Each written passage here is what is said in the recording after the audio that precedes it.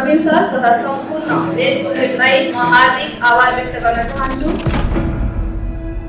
Ladies and gentlemen, आजको यो कार्यक्रम केवल डिलर र रिटेलरबिच मात्र होइन, यो हाम्रो सम्बन्धलाई अझ बलियो प्रगाढ बनाउने भविष्यका योजनाहरू, कफी र प्रोडक्ट एक्सपिरियन्स र अन्त्यमा दिन सम्मिलित हुन्छ।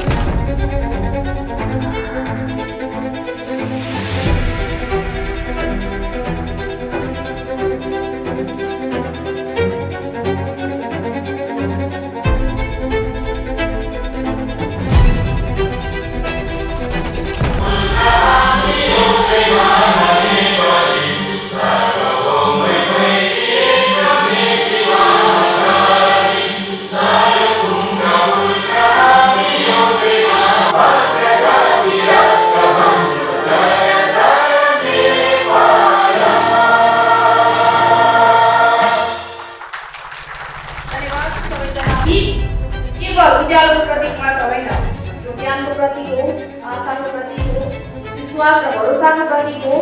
आजको दीप प्रज्वलनको अर्को विशेषता पनि छ। कुनै पनि सफल संस्थाको वास्तविक सम्पत्ति भवन या उत्पादन प्रोडक्सन मात्र हुँदैन, यो संस्थाको मूल्य, संस्कार, अनुभव र दृष्टिकोण हुन्छ। रेडकोको यात्रा सुरु गर्नुहुने सम्माननीय असोजी झुन्झुनवाला दुले रोप्नु भएको विश्वासको बिरुवा आज नयाँ पुस्ताको नेतृत्वमा अझ बलियो बन्दै गएको छ। आज उहाँकै शुभ अस्तबाट दीप प्रज्वलन हुनु भनेको एउटा अनुहारबाट नयाँ पुस्तातर्फ नेतृत्व, विश्वास, जिम्मेवारी र उज्यालो हस्तान्तरण भएको एउटा सुन्दर प्रतीक हो। यस अर्थपूर्ण क्षणका लागि रेडको परिवारका संस्थापक तथा एक्जिक्युटिभ डाइरेक्टर आदरणीय श्री अशोकजी झुन्झुनवाला ज्यूलाई मञ्चमा हार्दिक आमन्त्रण गर्न चाहन्छु।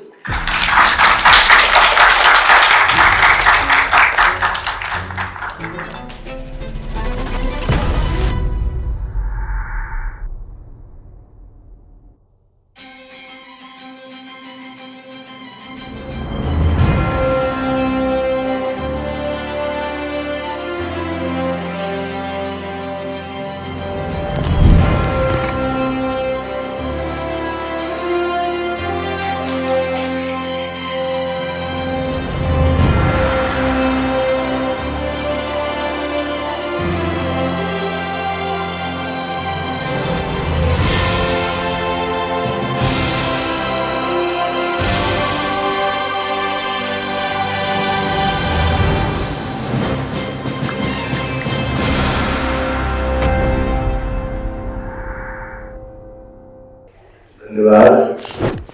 नमस्ते, मेरा समस्त पार्टनरहरूलाई म स्वागत गर्न चाहन्छु।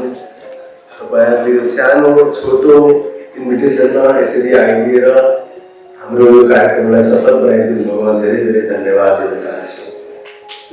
यो 2039 सालदेखि स्थापना भएको यो डटपिनको यात्रा हो। हामीले डटपिनबाट स्टार्ट गरेको, तर हाम्रो पार्टनरहरूले नै हामीलाई अब यो चाहियो भनेर धेरै आइटमहरू बनाउन लगाइदिएर आज हामी यहाँसम्म पुगेका छौँ।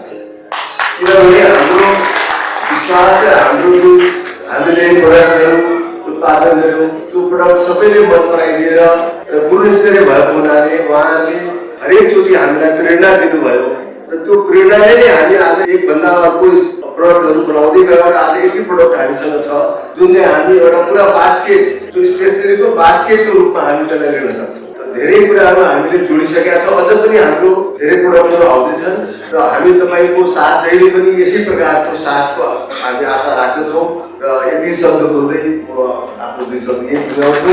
धन्यवाद।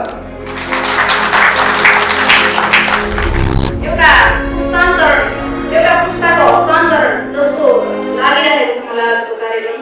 उहाँले रोप्नु भएको एउटा विश्वासको बिरुवालाई हाम्रो नवीन सरले एकदमै मलजल गरेर मेहनतका साथ अगाडि लिएर जाँदै हुनुहुन्छ। उहाँको यो अथक मेहनत, प्रयास र नेपालमै सम्भावनाको खोजी गरेर केही गर्छु भन्ने उद्देश्यले लागि पर्नु भएकोले हामी सम्पूर्ण नेपालीको पनि एउटा कर्तव्य हुन आउँछ उहाँहरूलाई सपोर्ट गर्ने। नवीन झुन्झुनवाला सरलाई मन्तव्यका लागि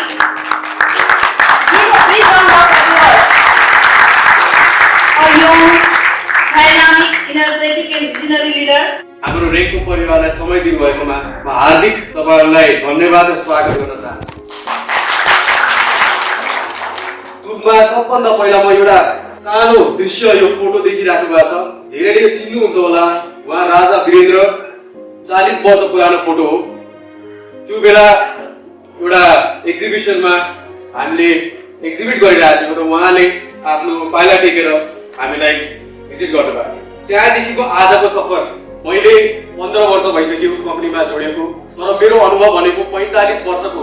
यो कम्पनी 45 वर्ष पुरानो भइसकेको छ अनि यी 45 वर्षमा हामीले यति ठुलो परिवारसँग जोडिएको हुनाले म धेरै गर्व महसुस गर्छु। तपाईहरुलाई फेरि पनि धेरै धेरै धन्यवाद। यो 45 वर्ष सजिलो पक्कै पनि थिएन। धेरै उतार चढाव, धेरै कठिनाइले कम्पनी आज यहाँसम्म पुगेको छ। आज म यो कम्पनी यति सक्षम भएको कारण श्रेय म 100% मेरो बुवालाई दिन चाहन्छु। तर धन्यवाद त म भन्दिनँ, त्यो धेरै सानो शब्द होला। भावुक बन्छु म आज यति ठुलो परिवार अगाडि बोल्दाखेरि।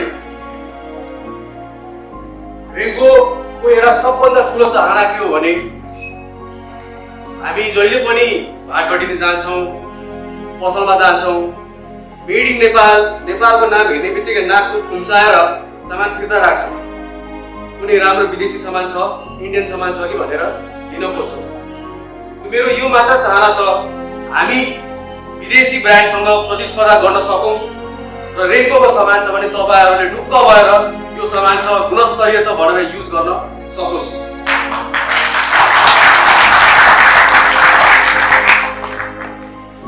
त्यति भन्दा जो हामीले अन्तर्राष्ट्रिय स्तरमा पनि अवसर पाएको छौँ, हामीले अगाडि देखाउनुहुन्छ होला। मेरो केही दिन अगाडि एउटा मैले भिडियो हेरेको थिएँ, एउटा महान अभिव्यक्तको, तपाईँहरूले पनि हेर्नुभयो होला। उहाँले भन्नुभएको थियो हामी एक्सप्रेसवेमा चढिसकेका छौँ र रोकिनेवाला छैनौँ। यो झलक याद छ सबैहरूलाई? हामी गन्तव्य गरेर रोकिन्छौँ। रेङ्को पेन पनि एक्सप्रेसवेमा चढिरहेछ र हामी रोकिनेवाला छैनौँ। तपाईँहरूको साथ र सफलताले हामी गन्तव्य पुगेरै छाड्छौँ। मेरो लागि मात्रै होइन, हामी सबै नेपाली जनताको लागि गर्वको कुरा हो कि हामी मिलेर यसलाई अगाडि लैजान्छौँ। तपाईँहरूको साथ मलाई चाहिन्छ। राम्रो सामान विश्वास साथ दिने जिम्मेवारी हाम्रो। त्यति भन्दै म धन्यवाद दिँदै स्टेजबाट छुट्टिन चाहन्छु। धेरै धन्यवाद। Stationery Private Limited. I feel really great that I received this award. Yes, म भन्न चाहन्छु साथीभाइ, यो अवार्ड मैले मात्र होइन, रेङ्कोले मात्र होइन, यो नेपालले पाएको हो र हाम्रो लागि धेरै गर्वको कुरा हो। अनि यो अवार्ड पाइसकेपछि अझै उत्साहित छु, अझै के गरेर अझै देखाउनुपर्छ। नेपालीले ठान्यो भने गर्न सक्छ।